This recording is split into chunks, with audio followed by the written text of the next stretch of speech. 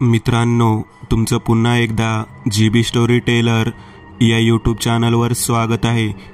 आजच्या आपल्या गोष्टीचं नाव आहे द लास्ट बेंच। लेखक संतोष देशपांडे। पण गोष्ट सुरू करण्याआधी जर कोणी या चॅनलवर पहिल्यांदाच आलेले असाल तर त्यांनी ह्या चॅनलला सबस्क्राईब करायला विसरू नका। चला तर मग अजिबात वेळ न घालवता गोष्टीला सुरुवात करूया।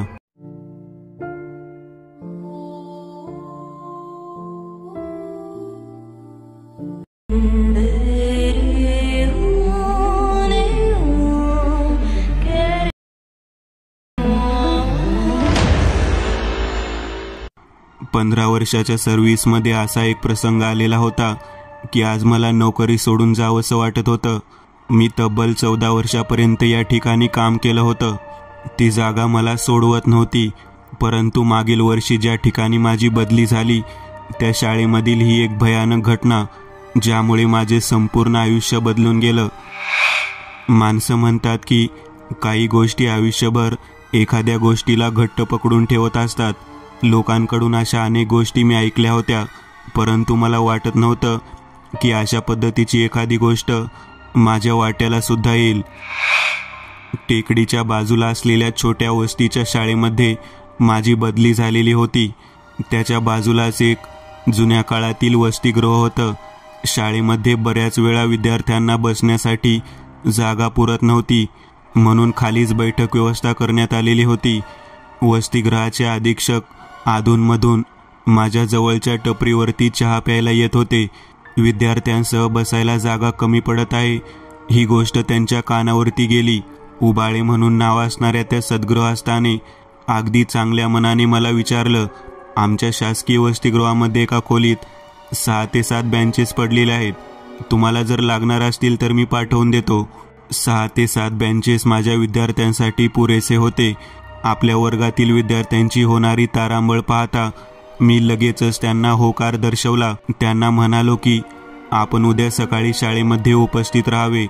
त्या व्यक्तीचा पुष्पगुच्छ देऊन सन्मान करावा असे मला वाटत होते, परंतु कोणत्याही प्रकारच्या सन्मानाला तो व्यक्ती हापापलेला नव्हता। त्याने केवळ बसण्यासाठीची बेंचेस दिलेले नव्हते, तर पोहोच करून व्यवस्थित लावून सुद्धा दिले होते। मी शाळेच्या जवळच असलेल्या एका स्वयंपाकघरामध्येच राहत होतो। ज्या ठिकाणी खिचडी शिजवली जात होती तेथेच माझी राहण्याची व्यवस्था होती। शाळा गावापासून लांब असल्याने मला त्या ठिकाणी राहावं लागत होतं। वसतिगृहामध्ये सुद्धा मला राहता येत होतं, परंतु माझी आणि उबाळे सरांची तेवढी ओळख झाली नव्हती। त्यांनी विद्यार्थ्यांसाठी दिलेली भेटवस्तू या माध्यमातून माझी आणि त्यांची ओळख झाली। चहाच्या टपरीवरच्या गप्पा शेवटी माझ्या शाळेतल्या विद्यार्थ्यांसाठी उपयोगी पडलेल्या होत्या। दुसऱ्या दिवशी सकाळी उबाळे सर वर्गामध्ये आले। मी पुष्पगुच्छ देऊन त्यांचे स्वागत केले।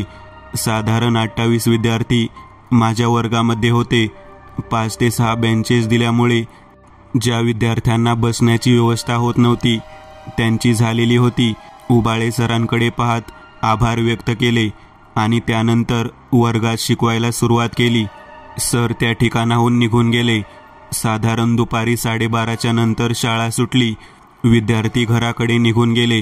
मी निवांत शाळेमध्ये बसूनच काम करत होतो। विद्यार्थ्यांची पटसंख्या आणि त्यांची नोंदणी करण्यासाठी मी टेबलवर बसून काम सुरू केले होते। समोर जे बेंचेस दिले होते त्या बेंचेसकडे पाहत मी विचार करत होतो की खरंच आपल्याकडे एखादी वस्तू शिल्लक आहे म्हटल्यानंतर आपण सहजासहजी दुसऱ्यांना ती वस्तू द्यावी अशी भावना होणे सुद्धा किती महत्त्वाचे आहे। आणि आज केवळ त्या व्यक्तीमुळे माझ्या वर्गातील विद्यार्थ्यांना व्यवस्थितरित्या बसता येत होतं हे मला जवळजवळ समजलं होतं। त्याच वेळेला माझं लक्ष सगळ्यात कोपऱ्यामध्ये असलेल्या बेंचकडे गेलं। त्या बेंचवरती अतिशय चित्रविचित्र पद्धतीने कर्कटकने कोरून काहीतरी लिहिलेलं होतं आणि त्याच्यामध्ये लाल रंग दिलेला होता। एखाद्या भयपटाच्या नावाला जसं रेखाटन करून लिहिलं जातं अगदी तशा पद्धतीने लिहिलं होतं। मी दुरून तो बेंच पाहिला। मला जरा ते लिहिलेलं चित्रविचित्र वाटलं। मी थोडा वेळ माझं काम केल्यानंतर जेव्हा दरवाजा लावून बाहेर पडलो तेवढ्या शाळेतील 2 मुलं पळत पळत आली आणि माझ्याकडे पाहत म्हणाली, सर सर तो लास्ट बेंचवर बसलेला विद्यार्थी पवन म्हणून जो होता तो झाडावर चढला आणि त्याने खाली उडी मारली. त्याच्या डोक्याला खूप मार लागला. त्याचं डोकं फुटलं आणि तो रक्तबंबाळ झालेला आहे. तो काहीच बोलत नाही. तो बेशुद्ध पडला आहे. हे मी ऐकल्यानंतर माझ्या दोन्ही विद्यार्थ्यांना विचारलं की नेमका कुठे आहे तो. तेव्हा त्यांनी मला मागच्या बाजूला असलेल्या बागेकडे बोट दाखवून तिकडे आहे असं सांगितलं. मी त्या दिशेने धावत निघालो. पवन आणि त्याच्यासोबत त्याचा मित्र गणेश हे दोघेही जण झाडावरून खाली पडलेले होते आणि डोक्याला मार लागला म्हणून बेशुद्ध अवस्थेत पडलेले दिसत होते. मला बोलवायला आलेल्या मुलांनी ते ठिकाण दाखवलं. मी त्या ठिकाणी त्या दोघांना पाहिलं. माझ्या लक्षात आलं की झाडावरून पडल्यामुळे त्यांच्या डोक्याला भयंकर मार लागला आहे आणि ते बेशुद्ध अवस्थेत गेले आहेत. मी दोघांचे हृदयाचे ठोके आणि हाताची हालचाल पाहायला सुरुवात केली. तेव्हा माझ्या लक्षात आलं की दोघेही जण जागेवरती मृत्युमुखी पडलेले आहेत. मग मी चांगलाच घाबरून गेलो. आपल्या लहान मुलांना आपण किती सांभाळतो, आपल्या वर्गातील विद्यार्थ्यांना आपण किती जीव लावतो, परंतु आज घरी जात असताना मुलांच्या बाबतीत जे काही घडलं होतं ते पाहिल्यानंतर मला रडू कोसळलं. हळूहळू ही बातमी दूरवर पसरली आणि काही वेळामध्ये त्या ठिकाणी बरीच मंडळी गोळा झाली. शाळेच्या सुट्टीनंतर घडलेली घटना असल्यामुळे त्या बाबतीत मला कोण विचारणा करत नव्हते, परंतु मुलांच्या घरचे लोक मात्र गोंधळ करू लागलेले होते. तेवढ्यात माझ्या वर्गात शिकणाऱ्या 2 मुलांनी मला सांगितलं की सर, शाळा सुटल्यानंतर पवन आणि गणेश हे दोघे जण कोणाला काही न बोलता एखाद्या भ्रमिष्ठ व्यक्तीप्रमाणे चालत चालत थेट त्या ठिकाणापर्यंत आले. एकमेकांकडे पाहत त्यांनी स्मित हास्य केलं आणि थेट झाडावरती चढून स्वतःचा जीव देण्यासाठी त्यांनी झाडावरून उडी मारली. हे ऐकल्यानंतर मी त्या दोन्ही विद्यार्थ्यांना म्हणालो, तुम्ही हे स्वतः पाहिलं का? तेव्हा रमेश आणि नागेश हे दोघेही जण म्हणाले, हो सर, आम्ही स्वतः पाहिलं. आम्ही ओरडत होतो तरीसुद्धा त्यांनी आमच्याकडे लक्ष दिले नाही आणि त्यांनी वरून उडी मारली. ती खाली असलेल्या दगडावर पडल्यामुळे त्यांच्या डोक्याचा भाग फुटला आणि तिथून रक्त वाहू लागलं. हे सर्व काही ऐकल्यानंतर आजूबाजूला जमा झालेले लोक माझ्याकडे पाहत म्हणाले, शाळा सुटल्यानंतर मुलं घरी गेले आहेत का नाहीत याची खबरदारी घ्यायची नाही का? तेव्हा मी म्हणालो, मी शाळेतच बसलेलो होतो. मुलं रोज येतात आणि रोज शाळेमध्ये शिकवून झाल्यानंतर स्वतःहून घरी जातात. आज पहिल्यांदा असं काहीतरी चित्रविचित्र घडलं आहे. माझ्या वर्गातील ते दोन्ही मुलं रमेश आणि नागेश दोघेही जण माझ्याकडे पाहत म्हणाले, सर, दोघेही जण फार विचित्र पद्धतीने एकमेकांना पाहत होते. काय घडलं होतं त्यामुळे ते तसे वागत होते हेच मला समजलं नाही, परंतु त्यांचा विनाकारण जीव गेला. अचानक असं काय घडलं हे मला काही केल्या कळत नव्हतं, परंतु बाजूला असलेल्या माझ्या राहण्याच्या ठिकाणापर्यंत मी गेल्यानंतर त्या ठिकाणी बरीच लोक जमा झालेली मला दिसली. माझ्याकडे लोकांनी चौकशी करायला सुरुवात केली. मी बाजूला असलेल्या उबाळे म्हणायच्या सरांना बोलावून घेतलं. मी त्यांना म्हणालो, साहेब, हे काय घडलं काहीच कळालं नाही. तेव्हा ते म्हणाले, मुलं खेळता खेळता वरून पडली असतील. तेव्हा माझ्या वर्गातील जे 2 मुलं होती त्यांनी प्रत्यक्ष त्या मुलांना उडी मारताना पाहिलेलं आहे. ते झाडावरून पडले नाहीत, तर ते झाडावरती चढून स्वतःहून उडी मारून आत्महत्या केलेल्या आहेत. नेमकं काय आहे तेच कळत नव्हतं. मी तिथे जाऊन पाहिलं. त्या दोन्ही मुलांची अवस्था पाहिल्यानंतर माझ्या लक्षात आलं, यांचा जागेवरती जीव गेलेला आहे. मुलांच्या घरचे पालक सर्वजण त्या ठिकाणी जमा झाले होते. अचानक हा सर्व घडलेला प्रकार पाहिल्यानंतर मी काय करावे हे मला कळत नव्हतं. पोलिसांची चौकशी आणि सर्व गोष्टी झाल्यानंतर त्या मुलांची प्रेत ताब्यात देण्यात आली. मी संध्याकाळच्या वेळी सुन्न होऊन त्या ठिकाणी उबाळे सरांसोबत विचार करत बसलेलो. सरांना म्हणालो, असं कसं काय मुलं स्वतःहून उडी मारू शकतात? ते स्वतःहून आत्महत्या कशी काय करू शकतात? त्यांना कोणत्याही प्रकारचे दुःख नव्हतं किंवा काही नव्हतं आणि त्यांची वय पण नव्हतं. बराच वेळ बोलणं झाल्यानंतर उबाळे मास्तर म्हणाले, डोक्यावर परिणाम तर झालेला नव्हता ना? मी विचार करू लागलो, ज्या मुलांना शिकवलं आहे, वाढवलं आहे, ते वेड्याप्रमाणे का वागतील? अचानक जे काही घडलं होतं ते माझ्यासाठी खूपच वेगळ्या पद्धतीचं होतं. मी विचार करू लागलो. तेवढ्यात मुलांचे पालक अंत्यविधीनंतर माझ्या खोलीवरती आले. शाळेच्या जवळच असणाऱ्या ठिकाणी मी राहत होतो. दोन्ही मुलांचे पालक त्या ठिकाणी आल्यानंतर त्यांनी चौकशी करायला सुरुवात केली की नेमकं काय घडलं होतं. मी त्यावेळेला त्यांना सांगितलं की शाळा सुटल्यानंतर हा प्रकार घडला. आम्हाला याबाबतीत पूर्णतः माहिती नाही, परंतु वर्गातील त्यांच्या 2 मित्र असलेल्या मुलांनी सांगितलं की ते झाडावरती चढले आणि एका पाठोपाठ एक त्यांनी उडी मारली. त्या दोन्ही मुलांनी त्यांना थांबवण्याचा प्रयत्न केला, परंतु त्यांनी काहीच ऐकलं नाही. सरळ उडी मारली आणि ती सुद्धा उडी मानेवरती मारल्यामुळे डोक्याला मार लागून ते दोघेही जण मृत्युमुखी पडले. त्या दोन्ही मुलांचे घरचे लोक ते मान्य करायला तयार नव्हते. त्याच वेळेला मी रमेश आणि नागेश या दोघांना बोलावून घेतलं आणि त्यांच्यासमोर जे घडलं ते सांगायला सांगितलं. तेव्हा त्या दोघा मुलांनी सांगायला सुरुवात केली. त्यांनी घडलेली घटना सांगितल्यानंतर घरच्या लोकांनी डोक्याला हात लावला. हे कसं काय घडू शकतं? आपल्या मुलांना या पद्धतीने उडी मारताना पाहिलेल्या मुलांना त्यांनी खोदून विचारलं, परंतु प्रत्येक वेळेला तेच उत्तर आल्यानंतर घरचे लोक विचार करू लागले. त्याच वेळेला त्या ठिकाणी त्यांच्यासोबत असलेला एक वयोवृद्ध म्हातारा म्हणाला, मुलांनी जीव दिलेला नाही, त्यांना जीव द्यायला भाग पाडलेले आहे. हे काहीतरी वेगळं प्रकरण दिसत आहे. त्या म्हाताऱ्याने या पद्धतीने बोलल्यानंतर सगळेजण त्याच्याकडे पाहू लागले. मी सुद्धा त्या व्यक्तीकडे पाहत होतो. मी त्या व्यक्तीला म्हणालो, आजोबा, तुम्ही हे कसं काय म्हणू शकता? त्यांना जीव द्यायला कोण सांगेल? तेव्हा ते आजोबा म्हणाले, त्यांनी स्वतःच्या मर्जीने जीव दिलेला नाही, त्यांना जीव देण्यासाठी कोणीतरी भाग पाडलेला आहे. हा असा प्रकार ऐकल्यानंतर आजोबांच्या बाजूला सर्वजण गोळा होऊन त्यांना विचारू लागले, तुम्ही कशावरून हे म्हणत आहात? तेव्हा आजोबा म्हणाले, त्या दोन्ही मुलांना उडी मारत असताना ज्या दोन्ही मुलांनी पाहिलं, मी त्यांच्या चेहऱ्याकडे पाहिलं आहे. रमेश आणि नागेश या दोघांना पाहिल्यानंतर मला पूर्णतः लक्षात आलं की त्या दोघांनी जी आत्महत्या केली आहे ती आत्महत्या कोणीतरी जाणून बुजवून घडून आणलेली आहे. तेव्हा मी त्या आजोबांना म्हणालो, म्हणजे नेमकं काय म्हणायचं आहे तुम्हाला?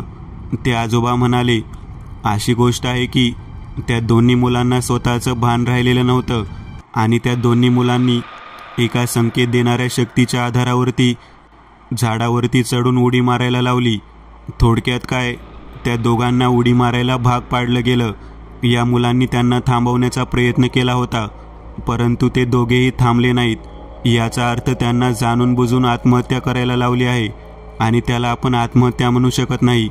ती सरळ काळतंत्राने केलेली हत्या आहे. त्या आजोबांचे बोलणे ऐकल्यानंतर त्यामागचं कारण काय असू शकतं हे जाणून घ्यायचं म्हणून आम्ही सर्वांनी ठरवलं. त्यांना बोलू लागलो, आजोबा, तुम्ही या पाठीमागे असणाऱ्या व्यक्ती ओळखू शकता का? तेव्हा आजोबा म्हणाले, मला ती जागा, ते ठिकाण पाहावे लागेल. तुमच्या शाळेमध्ये त्या वर्गामध्ये जाऊन मला सर्व गोष्टी पाहाव्या लागतील. एक विद्वान व्यक्ती आपल्यासोबत असं बोलत आहे म्हटल्यानंतर मी लगेचच उठलो आणि त्या ठिकाणी त्यांना घेऊन गेलो, ज्या ठिकाणी मुलांनी झाडावरून चढून खाली आत्महत्या केली होती. ते ठिकाण दाखवलं.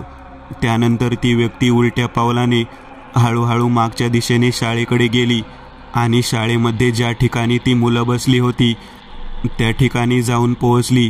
त्या ठिकाणी बसल्यानंतर त्यांनी तो बेंच पाहिला. ते माझ्याकडे पाहत म्हणाले, हे सर्व बेंचेस आहेत, ते तुमच्या शाळेतील आहेत का? तेव्हा मी म्हणालो, नाही, ते आजच सकाळी उबाळे सरांनी दिलेले आहेत, वसतिगृहातील जुने बेंचेस आहेत. तेव्हा ते आजोबा म्हणाले, ठीक आहे, आणि त्यांनी सगळ्यात कोपऱ्यामध्ये असलेल्या बेंचजवळ जाऊन नीट निरखून पाहायला सुरुवात केली. त्याच्यावरती कर्कटकने कोरलेले जे अक्षर होते ते सुद्धा पाहिले. आजोबा तेथून त्या बँकेच्या खाली जो कप्पा होता त्या ठिकाणी सुद्धा पाहू लागले. तेव्हा त्या कप्प्याला कडी होती आणि त्याला ड्रावरसारखं दार होतं आणि त्याला कुलूप लावण्यात आलेलं होतं. ते उघडण्याचा त्यांनी प्रयत्न केला, परंतु ते उघडलं नाही. हा सर्व प्रकार पाहिल्यानंतर आजूबाजूची मंडळी विचार करू लागली की आजोबा नेमकं काय करत आहेत. त्या लाकडी वस्तूचा, त्या बँकचा आणि आपल्या घरातील मृत्युमुखी पडलेल्या मुलांचा या घटनेशी काय संबंध असू शकतो. नेमकं काय म्हणायचं आहे आजोबांना तेच कळत नव्हतं. बराच वेळ त्यांनी विचार केल्यानंतर माझ्याकडे पाहिलं आणि मला म्हणाले, तुम्ही थोड्या वेळाने मला माझ्या घरी येऊन भेटा.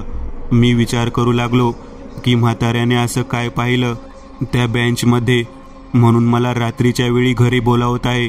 त्या व्यक्तीला काय असं समजलं असेल की त्याने आपल्याला घरी बोलावलं असेल. मी थोड्या वेळाने त्यांच्या घरी जायचं म्हणून तयारीत होतो. तोपर्यंत त्या मुलाच्या घरचे सर्व लोक घराकडे गेले होते. मी त्या व्यक्तीकडे जाण्यासाठी माझ्या ठिकाणाहून निघालो. विचार करत होतो त्या व्यक्तीने आपल्याला एकट्याला या ठिकाणी का बोलावलं असेल. तेव्हा मला शाळेच्या दिशेने एकदा पाहावे असे वाटले. मी वर्गाच्या दिशेने गेलो. बाहेरून मी पाहिल्यानंतर मला मी बंद केलेले वर्गाचे दार वाजत आहे असं जाणवू लागलं. 10:30 वाजून गेले होते. मी त्या व्यक्तीकडे जाण्यासाठी तयार झालेलो होतो, परंतु हा जो काही प्रकार होता तो पाहिल्यावर मी आश्चर्यचकित झालो. वर्गाच्या आतमध्ये जे बेंच होते त्याकडे माझं लक्ष गेलं. सर्वात शेवटच्या बेंचवरती एक मुलगा मला डोके खाली घालून बसलेला दिसला.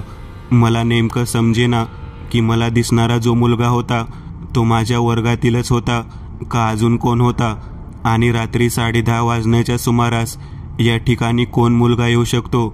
मी वर्गाचं दार उघडलं आणि आत पाहिलं तर त्या ठिकाणी कोणीच नव्हतं. मला समजत नव्हतं की हे नेमकं काय चाललं आहे. मी त्या ठिकाणाहून परत निघालो.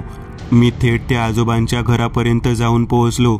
मी त्यांच्याकडे पाहत म्हणालो, आजोबा, तुम्हाला नेमकं काय सांगायचं आहे.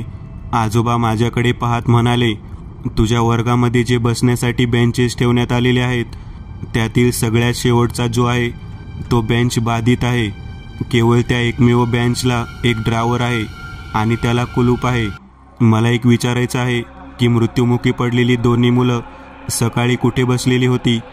तेव्हा मी लगेचच उत्तर दिलं, त्याच शेवटच्या बेंचेसवरती ते दोघेजण बसलेले होते. तेव्हा आजोबा म्हणाले, बापरे, म्हणजे जे काही घडलं ते सगळं त्या ठिकाणी असलेले त्या बाधित बेंचमुळे घडलं. मी त्या आजोबांना म्हणालो, तुम्ही हे कसं काय म्हणू शकता. तेव्हा आजोबा माझ्याकडे पाहत म्हणाले, हा बघ, माझा हात बघ. मी त्या बेंचवरती हात ठेवला. त्या हाताला मला एक अनामिक शक्तीचा स्पर्श जाणवला. मी ज्या वेळेला हात ठेवला त्यावेळेला माझा ठेवलेला हात जोरात कोणीतरी झटकून दिला. जणू काही त्याच्या त्या वस्तूला कोणीच हात लावू नये अशी त्याची इच्छा होती. मी खालच्या बाजूला पाहिलं की नेमकं काय आहे, तर त्या ठिकाणी जो खालचा कप्पा होता त्याला कुलूप लावलेलं होतं. त्याच्या अगोदर जी गोष्ट घडलेली होती ती मी आजोबांना विचारू लागलो. मी आजोबांना म्हणालो, तुम्हाला कसं काय समजलं की त्या मुलांनी आत्महत्या जी केली आहे ती कोणीतरी घडवून आणलेली आहे. तेव्हा आजोबा म्हणाले, ज्या वेळेला पिशाची शक्ती किंवा वाईट शक्ती कोणी पाहतं तेव्हा त्याच्या डोळ्याच्या पापण्या बाहेर आलेल्या असतात. त्या मुलांच्या मृत्यूला ज्या दोन्ही मुलांनी पाहिलं होतं मी त्यांच्या चेहऱ्यावरून ओळखलं की यांना पिशाच्या शक्तीचं दर्शन झालेलं आहे आणि त्यांनी त्या दोन्ही मुलांना थांबवण्याचा प्रयत्न केला होता, तरी पण त्यांनी उडी मारली होती. मी आजोबांकडे पाहत म्हणालो, आपण एवढ्या ठामपणे हे कसं काय सांगू शकता.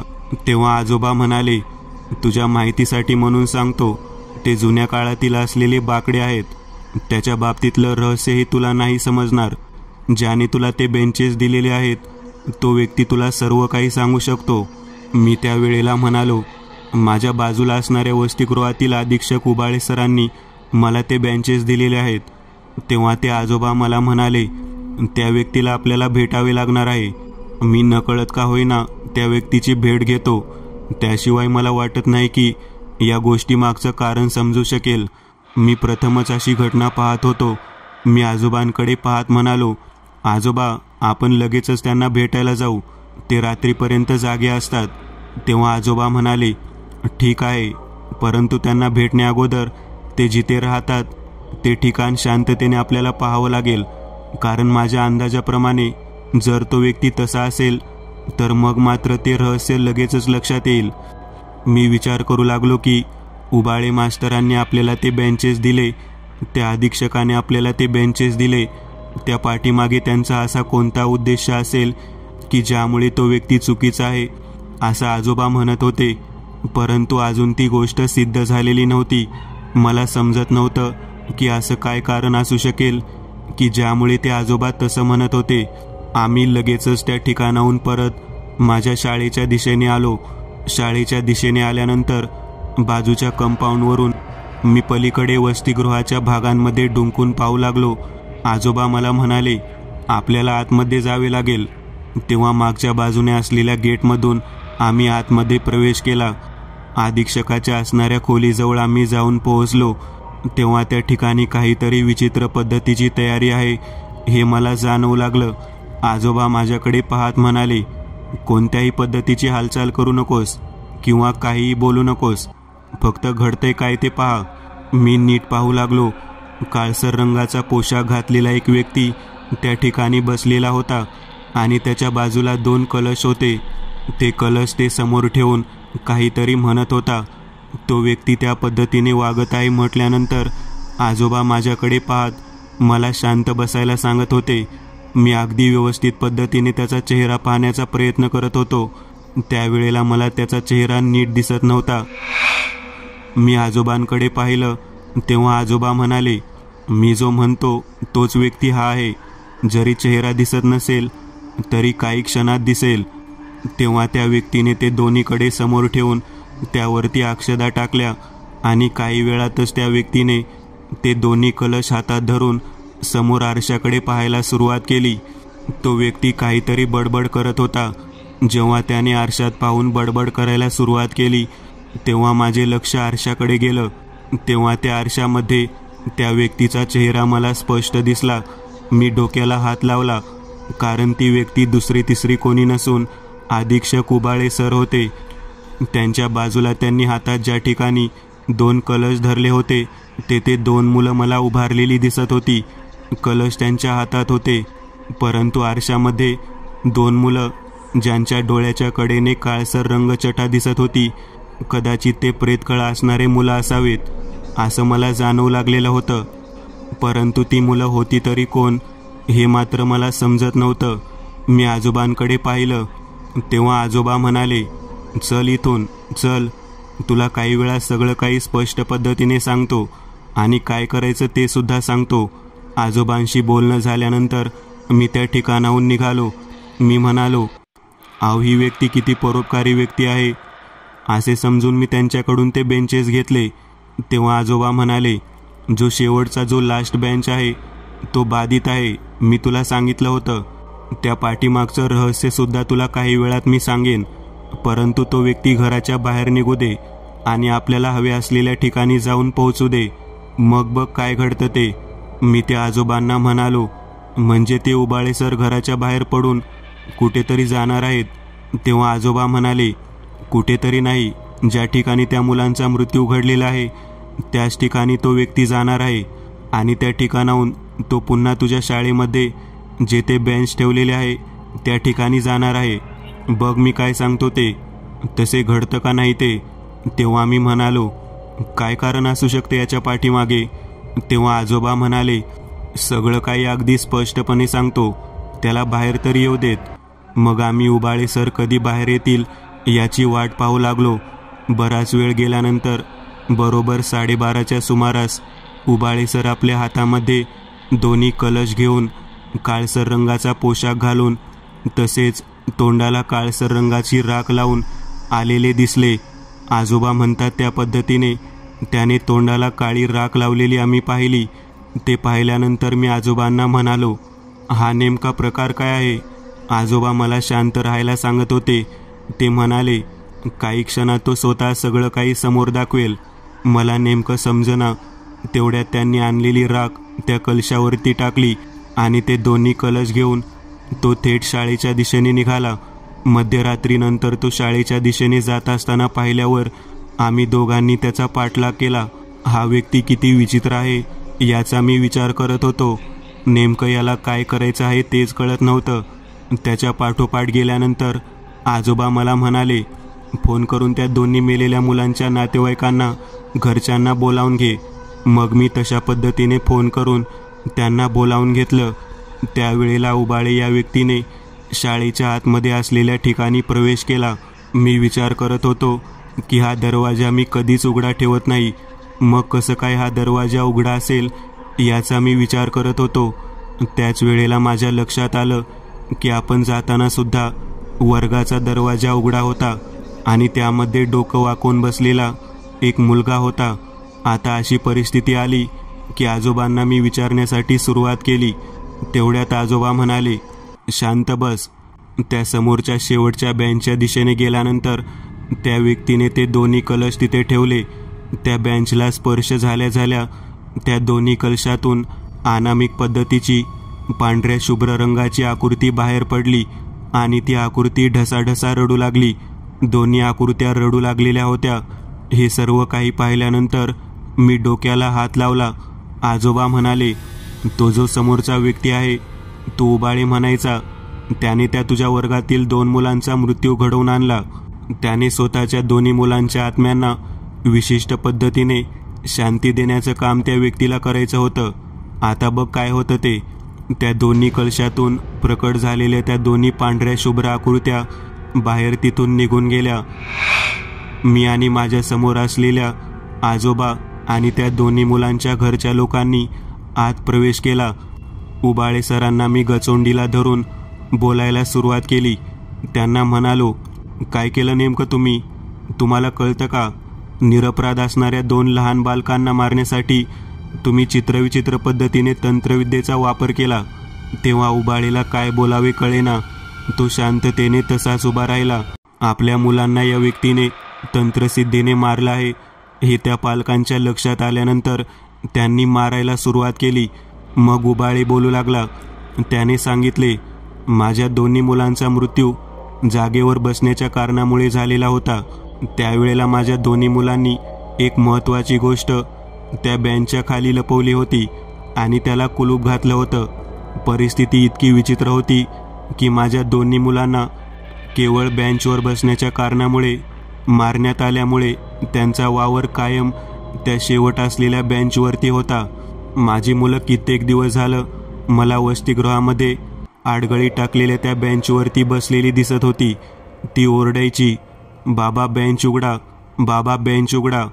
परंतु मला ते काही करता येत नव्हतं, कारण मी एका व्यक्तीला विचारल्यानंतर त्याने सांगितलं की त्यांच्याच वयाची मुलं त्या ठिकाणी बसायला हवीत आणि त्यांच्याकडूनच बेंचला स्पर्श तरी व्हायला हवा आणि मग तो उघडला जायला हवा. मी त्या व्यक्तीने सांगितलेल्या पद्धतीने करायचा निर्णय घेतला. परंतु तो व्यक्ती म्हणाला, जी 2 मुलं त्याला स्पर्श करतील त्या दोन्ही मुलांचा मृत्यू संभवू शकतो. मी त्याला नकार दिला. परंतु रोज रात्री रडणारी मुलं माझ्या डोळ्यासमोर दिसू लागली. जेव्हा तुम्ही मला पाहत होता तेव्हा मी रात्रभर जागा असायचो. त्याचं कारण तेच होतं. अखेर अमावास्येच्या रात्री माझ्या दोन्ही मुलांना अतिशय विदारक पद्धतीने रडत असलेले पाहिल्यानंतर मी ठरवलं की आपण आपल्या मुलांना मुक्ती द्यायची.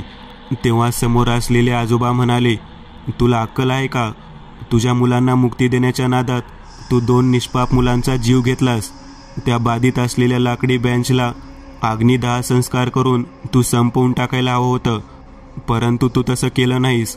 उलट एका व्यक्तीच्या सांगण्यावरून तुझ्या मुलांना मुक्ती मिळण्याच्या दृष्टिकोनातून 5-6 लाकडी बाकड्यांसोबत तो बाकडासुद्धा तू या व्यक्तीला शाळेमध्ये दान दिलास. आणि काय घडलं तुला सगळं काही माहिती आहे. तुझ्या केवळ या हट्टामुळे तुझ्या दोन्ही मुलांनी त्या बेंचवर बसणाऱ्या त्या दोन्ही मुलांना यमसदनी पाठवलं. ते सुद्धा स्वतःच्या इशाऱ्यापोटी. तुझ्या मुलांनी पूर्वीचा राग मनात धरून तुझ्या मुलांच्या सैतानी आत्म्याने त्या लाशच्या बेंचवर बसलेल्या त्या दोन्ही मुलांना स्वतःहून झाडावरून उडी मारून आत्महत्या करायला भाग पाडलं. आणि आता तू त्या व्यक्तीने सांगितलेल्या पद्धतीने तुझ्या मुलांना त्या कलशामध्ये अस्थिरूपात जतन करून ठेवून त्यांना मुक्ती देण्याच्या दृष्टिकोनातून त्या मेलेल्या मुलांची राख लावण्याचा प्रयत्न करत आहेस. आणि आता राख लावून दोन्ही मुलं मुक्त झाल्यानंतर पुन्हा निष्पाप मुलांच्या हत्येच्या पापामध्ये अडकून बसत आहेस. तुला काय वाटलं तुझ्या मुलांच्या मुक्तीनंतर तुझा सर्व भाग संपेल? कदाचित नाही. तुला माहीत असताना सुद्धा या भयानक पद्धतीच्या बेंचला तू या शाळेमध्ये दान दिलेस आणि त्यामार्फतच त्या दोन्ही मुलांना संपवलेस. तुला काय वाटतं तू यातून मोकळा झालास? बघ, बाहेरच्या बाजूला बघ, नेमकं काय दिसत आहे ते. तेव्हा खिडकीतून पाहिल्यानंतर आत्महत्या केलेली दोन्ही मुलं त्याला येताना दिसत होती. तो भयंकर घाबरला. आजोबा म्हणाले, हा फेरा येथे संपणार नाही. आता त्या बेंचवरती तुझ्या मुलांचा अधिकार राहिलेला नाही, या 2 मुलांचा अधिकार राहिलेला आहे. शेवटचा बेंच जो आहे तो तसाच राहणार आहे. फरक फक्त एवढा आहे, तुझ्या 2 मुलांच्या आत्म्याच्या जागी तू मारलेल्या या 2 मुलांचा आत्मा तेथे बाधित झालेला आहे. हे सर्व ऐकल्यानंतर त्या मुलांच्या घरच्यांनी आजोबांकडे हात जोडले. तेव्हा आजोबा म्हणाले, या व्यक्तीला या खोलीत बंद करा आणि बाहेर चला. आजोबांनी त्या व्यक्तीला त्या खोलीत बंद करायचं ठरवलं आणि बाहेर आल्यानंतर सर्वांना सांगितलं, तुमची दोन्ही मुलं त्यांचे आत्मे काही वेळातच मुक्त होतील. जोरात कसला तरी विचित्र आवाज आला. बाहेर उभा असलेले सर्व लोक अचानक आतमध्ये जाण्यासाठी धडपडू लागले. तेव्हा समोर पाहिले तर काय, त्या बेंचच्या खाली रक्तबंबाळ अवस्थेत पडलेला उबाळे मास्तर दिसला. त्या अधीक्षकाला त्याच ठिकाणी त्या दोन्ही मुलांच्या आत्म्याने शिक्षा दिलेली होती. मी हा प्रसंग माझ्या डोळ्यांनी पाहिला. माझ्या उभ्या आयुष्यात अशा पद्धतीची मी गोष्ट कधी पाहिली नव्हती. त्या व्यक्तीला शिक्षा मिळाली होती, परंतु तो भयानक लाशचा बेंच मात्र तसाच माझ्या शाळेत होता. म्हणूनच आज मी राजीनामा देऊन शाळा सोडून निघालेलो होतो, परंतु तो लाशचा बेंच नजरेमधून मी घालवू शकत नव्हतो. मित्रांनो, आज पुरतं एवढंच. तुम्हाला जर काही गोष्ट आवडली असेल तर नक्की लाईक करा. तुमच्यापैकी बरेचसे जण व्हिडिओ लाईक न करताच पळून जातात, पण हा जर व्हिडिओ तुम्ही लाईक केला तर मला जरा बरं वाटेल आणि असेच भारी भारी व्हिडिओ बनवायची माझ्यात एनर्जी येईल. त्यामुळे नक्की लाईक करा. आणि अजूनही कोणी या चॅनलला सबस्क्राईब केलेलं नसाल तर लगेच सबस्क्राईब करून टाका. आणि बाजूची घंटी ती मात्र दाबायला विसरू नका. देवाची घंटी आहे ती. चला तर मग पुन्हा भेटूया अशीच एक आगळी वेगळी गोष्ट घेऊन पुढच्या